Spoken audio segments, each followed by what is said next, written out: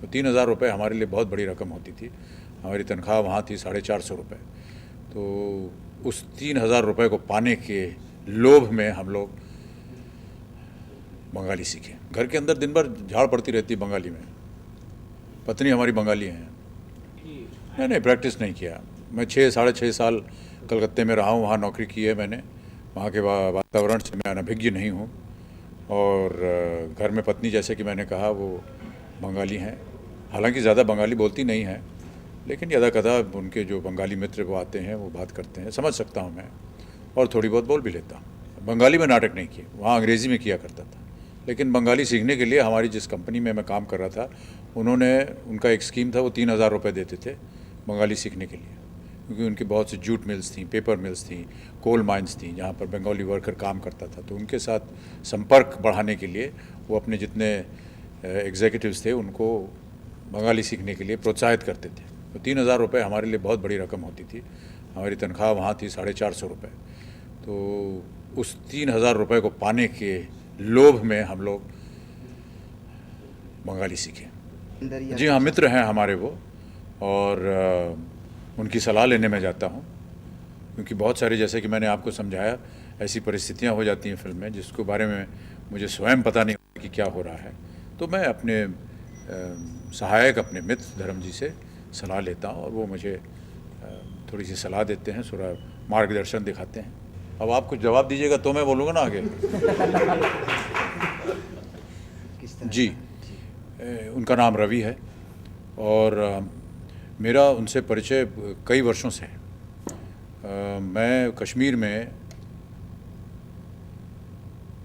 अभी मैं भूल रहा हूँ कौन सी फिल्म शूटिंग कर रहा था, सिलसिला से भी पहले, नहीं उससे भी पहले, शायद कस्मे वादे, कुछ ऐसा था, 70s 80s की बात है। तब वो एक विद्यार्थी के रूप में मुझसे मिलने आए, और उन्होंने कहा कि मैं आपके साथ काम करना चाहता हूँ और मैं बॉम्बे आना चाहता हूँ। तो पहले तो मैंने उनको मना किया कि क्यों अपना जीवन बर्बाद करना चाह रहे हैं आप। फिर जब उनका आग्रह इतना हुआ कि मैं उनको इनकार नहीं कर सका, तो फिर मैंने उन्हें मुंबई अपने पास बुलाया, और कुछ वर्ष वो मेरे ऑफिस में उन्होंने काम किया।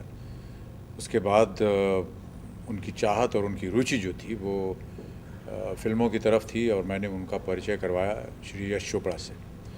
और यश जी के साथ ये कई साल एक सह निर्देशक की हैसियत से उन्होंने वहाँ उनके दफ्तर में काम किया, कई फिल्में उनके साथ बनाई, और अब ये उनकी पहली फिल्म है। तो जाहिर है कि मुझे बहुत ज़्यादा खुशी हो रही है रवि के लिए। वो बहुत मेहनती हैं, और बहुत साल इन्होंने इंतज़ार किया है इस अवसर के लिए।